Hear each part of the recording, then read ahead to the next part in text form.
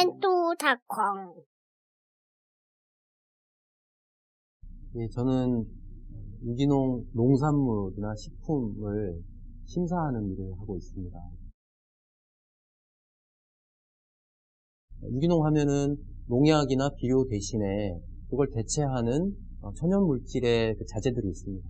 그런 것들을 확인을 하고요. 그리고 농가들이 꼭 모든 것들을 다 기록을 해놓게 돼 있습니다. 그러면 그분들이 기록해 놓은 내용들을 3년치 이상의 내용들을 다 일일이 확인을 하고요. 무엇보다 유기농에서는 농약을 사용하면 안 되는 것이기 때문에 저희 같은 심사원이 현장에서 채소나 과일 같은 시료를 가지고 와서 잔류 농약 검사를 하게 됩니다. 예, 저는 유기농을 꼭 먹어야 된다고 생각합니다.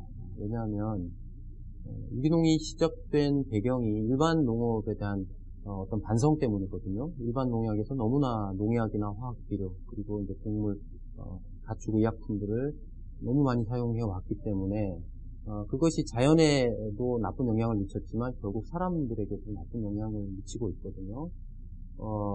말하자면 일반 농업에서 사용하고 있는 농약들 이런 것들은 이제 잔류 농약이 되어서 사람들이 결국 섭취하게 되고요. 그다음에 이제 많은 비료를 사용하게 되면 그것이 그 식물체 내에서 질산염으로 남게 됩니다. 그것이 다시 또 우리에게 영향을 미치게 되고요. 축산물 같은 경우에도 항생물질 많이 사용하고 있거든요. 그러면 그런 항생물질이 결국 사람에게 돌아와서 면역력이 약해지고 감기가 자주 걸리고 또 어떤 아토피 같은 질병을 일으키게 되는 그런 영향이 있기 때문에 저는 이런 것들을 사용하지 않고 자연 순환의 원리에 따라서 생산된 유기농을 꼭 먹어야 된다고 생각합니다. 최대한 먹이려고 노력을 하죠. 왜냐하면 지금 우리가 먹는 식품의 전 품목이 다 유기농으로 나와 있는 것은 아닙니다. 시장에서 유기농이 있는 것은 꼭 그것을 먹고요. 없으면 무농약, 무농약이 없으면 저농약 이런 식으로 해서 꼭 먹이게 됩니다. 이름 그대로를 생각하시면 될 것 같은데요. 유기농은 농약이나 화학비료 같은 합성 물질을 전혀 사용하지 않고 자연 순환의 원리에 의해서 생산된 것을 유기농이라고 부르고 있고요. 무농약은 농약을 사용하지 않고 화학비료는 일부 사용하는 그런 농산물이고요. 저농약은 농약도 일부 사용하고 그다음에 화학비료도 일부 사용하는 그런 것을 저농약이라고 부르고 있습니다.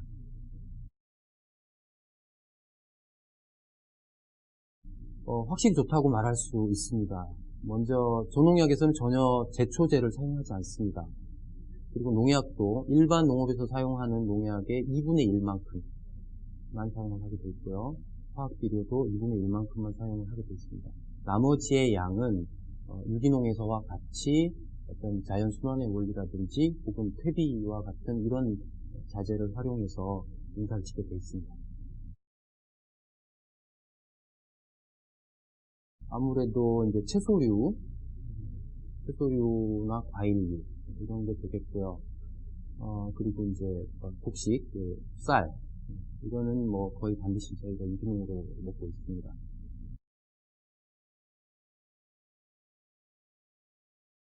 먼저 쌀은 우리 주식이기 때문이고요. 그리고 또 시중에 가장 많이 나와 있는 유기농 제품 중에 쌀이 가장 많기 때문에 구하기가 쉽다는 게 있고요. 채소류와 과일류는 잔류 농약이나 혹은 그 안에 들어있는 이제 합성 물질들 때문에 최대한 저희는 이제 유기농을 찾아서 먹이고 있습니다. 채소류 같은 경우에 이제 많은 농약이 쓰여요. 그 중에서 우리가 이제 농약이라고 하면 여러 가지 종류가 있는데 유기염소계, 카바마이트계, 유기인계 이런 농약들이 있는데 이 중에 유기인계 농약이라고 하는 것이 요즘 많이 문제가 되고 있는 ADHD. 요즘 학교에 가면 이제 주의력 결핍돼 있고 과잉한 행동을 하는 이런 아이들이 많은데요. 이런 아이들이 요즘 전 세계적으로 취약 아동 중에 5% 이상의 인구를 차지하고 있다고 합니다. 결국 뭔가 집중을 못하면 학습 능률도 오르지 않고 성적도 오르지 않겠죠. 근데 이거의 원인이 유기인계 농약, 즉 채소에 많이 쓰이는 그 살충제, 그런 농약과 관계가 깊다고 발표가 되었습니다. 이런 문제도 있고요. 그 다음에 이제 과일류 같은 경우에는 우리가 흔히 이제 과일을 생각하면은 크고 색깔이 좋고 이런 것들을 소비자들이 선호하지 않습니까? 그런데 이 생각을 바로 잡아야 돼요. 배를 예로 들자면 우리가 이제 명절이 되면 되도록이면 큰 것, 되도록이면 색깔이 좋은 것을 골라서 선물용으로 구입을 하고 그걸 받는 걸 우리는 좋아하죠. 그런데 자연적인 형태가 아니라는 겁니다. 그런 것들이. 그렇게 큰 배가 나오기 위해서는 지베렐린이라는 성장 촉진제를 사용을 하게 돼요. 그럼 그런 약품을 그 과일의 그 꼭지 있죠? 그 꼭지에다가 이렇게 발라주면 며칠 사이에 굉장히 빠른 속도로 과일이 크게 됩니다. 정상적인 제품이 아니죠.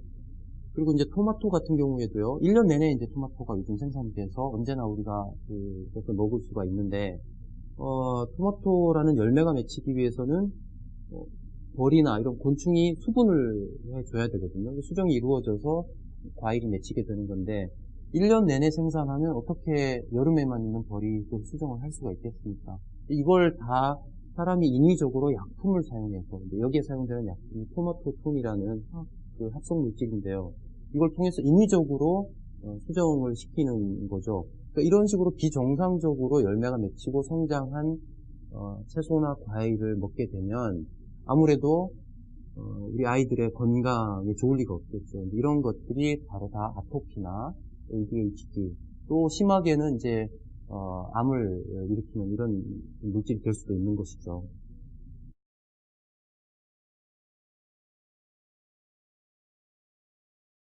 물론 효과가 없다고 말할 수는 없겠죠. 이제 아무래도 씻어내면 표면에 있는 농약들은 어느 정도 해소가 될 수가 있을 겁니다. 하지만 대부분의 농약들은 전이성이라는 것을 갖고 있습니다.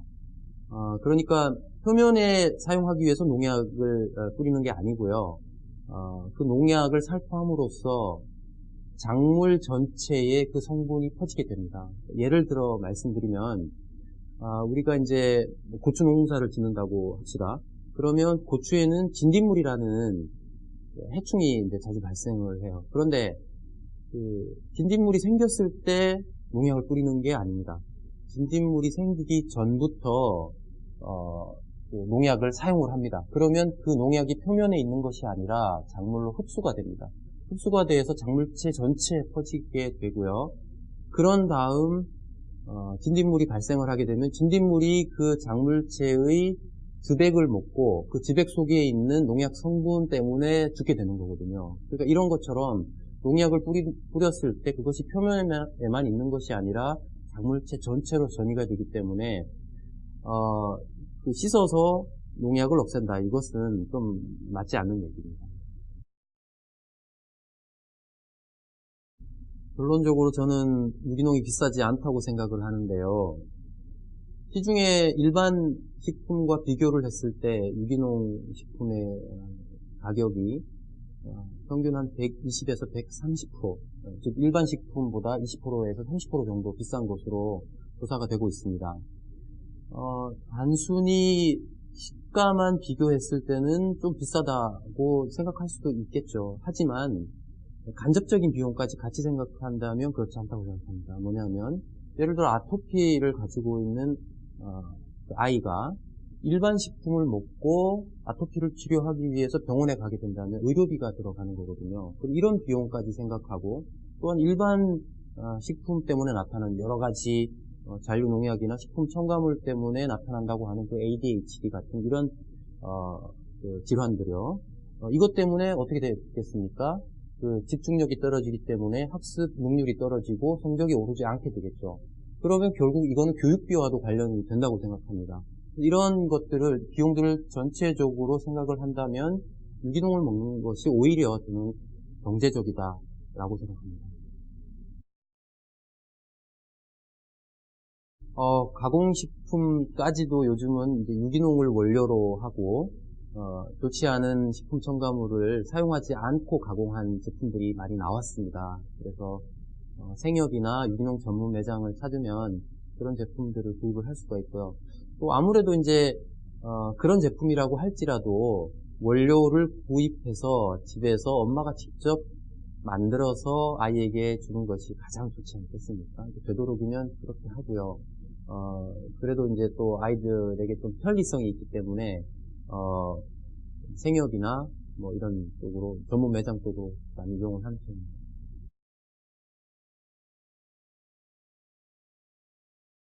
네, 유기농 식품을 구입할 때 먼저 인증 표시를 확인하시는 것이 필요한데요. 인증 표시는 정부에서 정한 그 표준 마크가 있습니다. 초록색 사각형 모양으로 생긴 마크고요. 거기에는 농림수산식품부라는 이름이 적혀 있어요. 그리고 거기에 이제 유기농인지 무농약일이지 뭐 저농약일이지 이런 내용들이 거기 적혀 있는데 그 표시를 보시고 구입을 하시면 되겠습니다.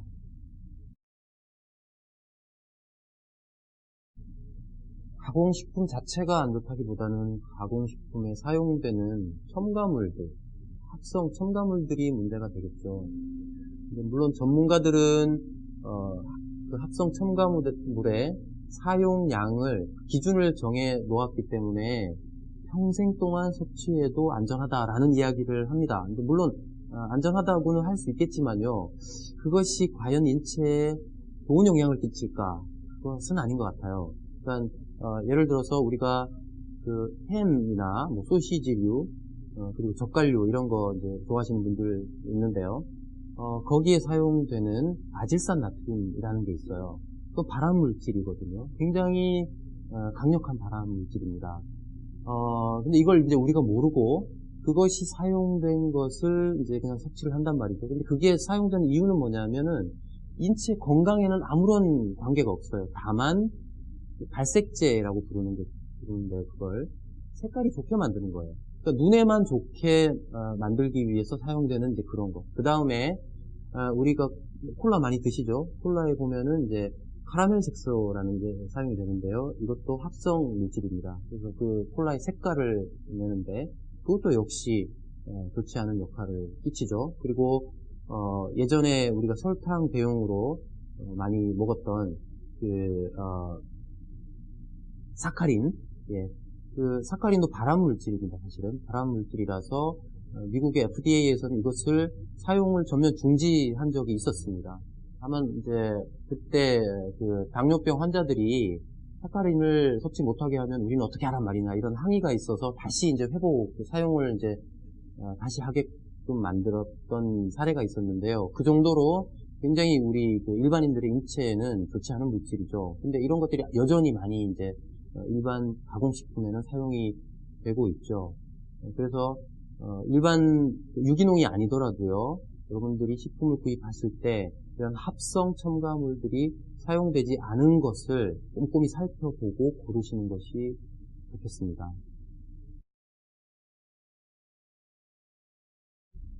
예를 들어서 타르색소 같은 경우에는 아토피에 영향을 끼친다. 이런 연구 결과가 나왔습니다. 그리고 L글루타민산 나트륨 혹은 아스파탐 이런 물질들은 신경계통에 영향을 끼치고요. 우리 그 아이들이 이제 지능을 저하시키는 것으로 발표가 되고 있습니다.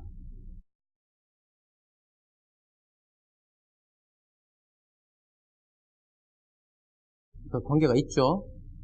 왜냐하면 이제 전문가들이 말하고 있는 그런 주변 환경의 문제, 생활 환경의 문제라든지 이런 것들도 당연히 영향이 있을 것입니다. 그런데 이제 무엇보다도 우리가 섭취하는 식품은 몸속으로 들어오는 거지 않습니까? 그러니까 무엇보다도 강력하게 영향을 끼친다. 이렇게 보시면 될 것 같고요. 그리고 전문가분들께서 말씀하시는 거는 이제 주로 안전성에 초점을 맞춰서 말씀들을 하고 계시거든요. 식품에 관한 전문가들, 특히 이제 어떤 색소라든지 식품 첨가물 전문가들이 말씀하시는 내용들을 보면 우리가 평생 섭취해도 안전할 만큼의 양을 사용 기준으로 정해서 산업계에 요구를 하고 있습니다. 물론 이것은 평생 섭취해도 안전할 수는 있겠죠. 하지만 안전함과 건강함의 차이는 다르다고 생각합니다. 우리가 지금까지 어떤 시장에서 구입하고 있는 이런 식품들은 산업계의 어떤 식품 산업을 통해서 만들어진 것이고요. 식품 산업의 안전성을 뒷받침하기 위한 기준은 최소한의 기준입니다. 최소한의 기준이 곧 건강함을 말하는 것은 아니거든요. 우리가 일반적으로 구입하고 있는 라면, 아이스크림, 그다음에 프라이드 치킨 이런 거에 식품 첨가물이 들어갑니다. 하지만 그것은 안전하죠. 안전하지만 건강하다 이렇게 말씀할 수는 없지 않습니까? 건강함이란 식품의 건강함이란 그것에서 결정되는 것이 아니고 섭취량, 그 합성 물질의 섭취량으로 결정되는 것이 아니고 그 생산 과정에서부터 얼마나 건강함을 유지하면서 생산되었는가 이것으로 결정이 된다고 생각합니다. 이것이 바로 유기식품과 비유기식품의 차이라고 생각이 돼요. 그러니까 이런 전문가분들은 대부분의 사람들이 섭취하고 있는 이 식품들의 안전성에 초점을 맞췄다는 거죠. 안전성은 식품의 최소한의 기준입니다. 그러니까 건강한 식품과는 좀 다른 개념이라고 할 수 있는데요. 그 안전성 부분, 요것과 유기식품을 섭취할 때 우리가 건강한 식품을 섭취한다 이렇게 이야기하는 것과는 조금 다른 거라고 할 수 있습니다. 이제 주로 그 일반 축산업에서 동물, 가축들을 키울 때에 생산성을 높이기 위해서 빨리 키우려고 합니다. 그러니까 그 동물 그 자체의 건강성보다는 보다 더 성장이 빨라지게끔 만드는 거죠. 그러려면 이제 그 과도한 영양소 그리고 성장 촉진제 이런 물질들을 사용을 하게 되는데요. 그렇게만 키우다 보면 건강하지 않은 동물이 되고 병이 더 많이 올 수가 있겠죠. 그럴 때 또 사용하는 것이 바로 이제 항생물질입니다. 그런데 이 항생물질은 일반 축산업을 하는 곳에 가보면 늘상 사용하고 있습니다. 사료 속에 이미 항생물질이 포함이 되어 있고요.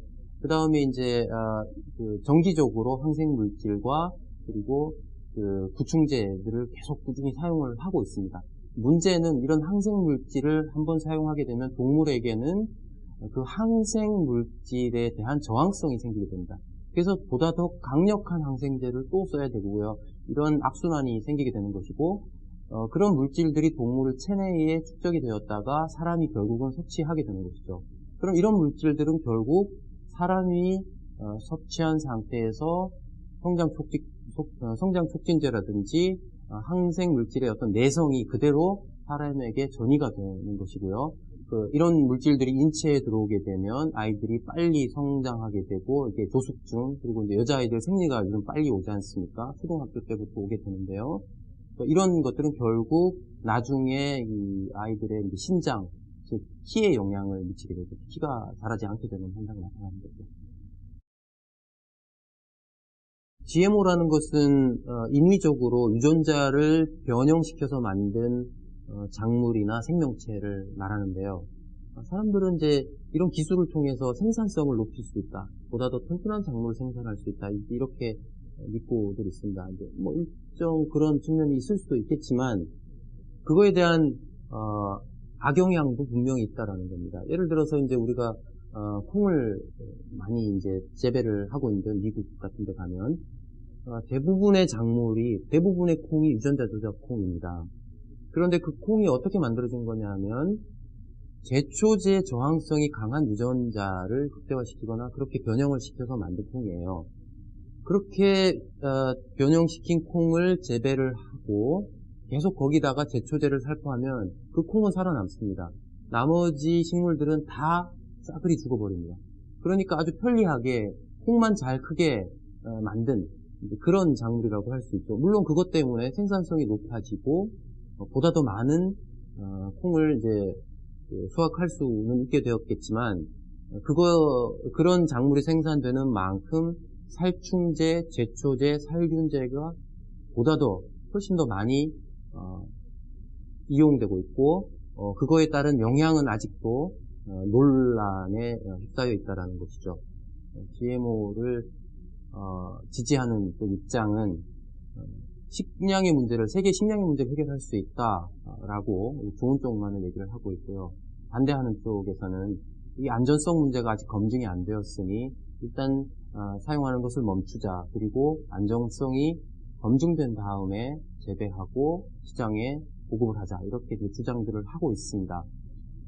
그런데 문제는 이제 이런 그 식품에 관련된 영향들이 단시일 안에 나타나는 것이 아니라 후대에도 영향을 미칠 수가 있다라는 겁니다. 그래서 즉 우리의 이제 사람이 섭취했을 때 우리 세대에 나타나지 않더라도 다음 세대에 나타날 수 있다라는 것인데요. 이런 것들을 우리가 이제 벌에 비추어서 생각을 해볼 수가 있습니다. 요즘 벌들이 많이 없어졌어요. 농촌에 가도. 그리고 세계적으로도요. 호주 지역을 빼고는 전 세계가 벌의 개체 수가 줄어들고 있습니다. 이건 굉장히 심각한 문제입니다. 결국은 농업 생산에도 영향을 미치게 되고요. 그런데 벌이 점점 사라지게 되는 원인이 몇 가지가 있는데, 그 영향은 이제 바로 이런 농약 사용 문제, 그리고 우리가 핸드폰을 많이 사용을 하지 않습니까? 전파 때문에 나타나는 문제, 그리고 세 번째가 바로 이제 GMO라는 겁니다.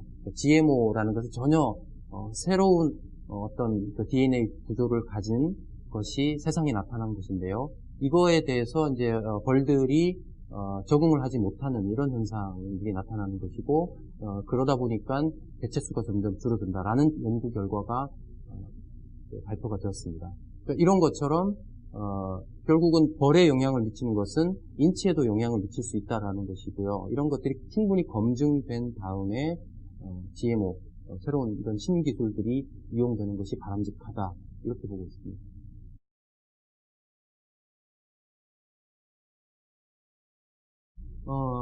유기농이 아닌 일반 관행 농산물보다도 훨씬 더 많이 들어있다. GMO 농산물에는. 그렇게 생각하시면 됩니다.